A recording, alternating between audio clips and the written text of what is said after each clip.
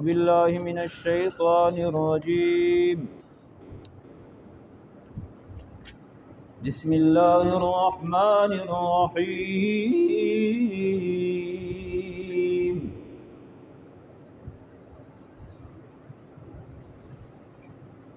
كذلك حقت كلمة ربك على الذين فسقوا أنهم لا يؤمنون. قل هل من شركائكم من يبدأ الخلق ثم يعيده قل الله يبدأ الخلق ثم يعيده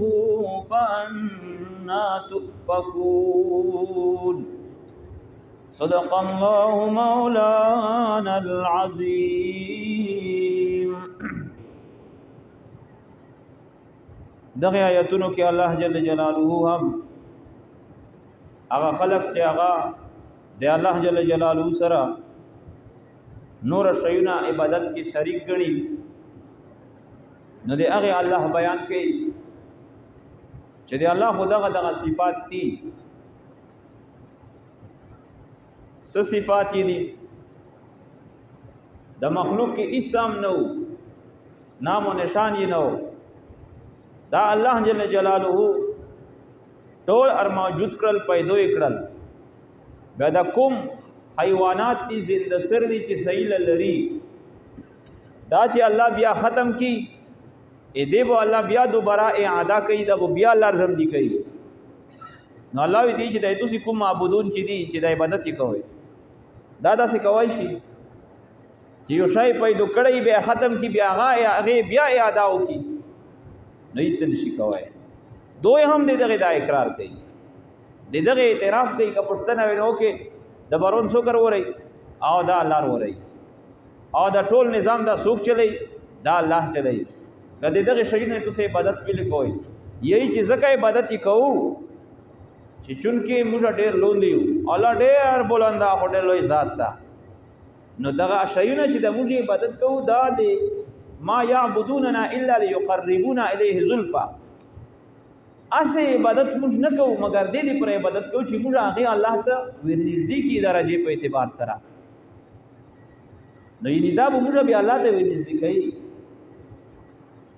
نو الله جل جلاله بیا وی تی چې شاه چې تو دای الله ته ورنږدې کوي، خدا منا چې به بدای ته تلیار شي هدایت پدې ته کوي. نو آیا دا په خپل په هدایت دي؟ دا هوینی نه، دا کسی نه، دا ډوند دي، دا کون دي، دا جماعت مخز دي، دغه عقل نشته دا. نو دا به سره به هدایت. بهرحال دا د مو عزتمند دي، اوس د مشتو سے خوش نصیبی دو چې الله د مور مسلمان پیدا کړی کنه، دغه موږ نه انسانون دي. اوس هم لګیا دي دا دینه زمانہ کوم حتی ورسېدله، خلق کوم زوی ته ورسېدل، خو د دوی بیا هم یاد الله په خدای باندې عقل نه کولو کیږي. لګیای بوت او کونی ته عبادتونه کوي، اور ته عبادت کوي، الله به نه مني. الله عقل پارس چې کولو کړه د خپل خدای یې بل کړه دا. بهرحال د مو عزتمند په خپل ایمان سره شکر ادا کوي، په خپل اسلام سره شکر ادا کوي. موږ شیخ صاحب شیخ ادریس صاحب متذل العالی هغه وایي چې کله کله چې شپې چک تهجد کوو نو بیا چې وښړو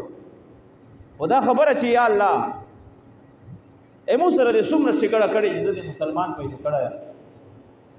مسلمان په کور کې د پیدا کړه، مور پلور د مسلمان ارکړي، د مسلمان علاقہ در کړي دو او دینداری در کړي دو، علم در کړه. یا الله تو زه پای هندي پیدا کوای شو، تو زه یو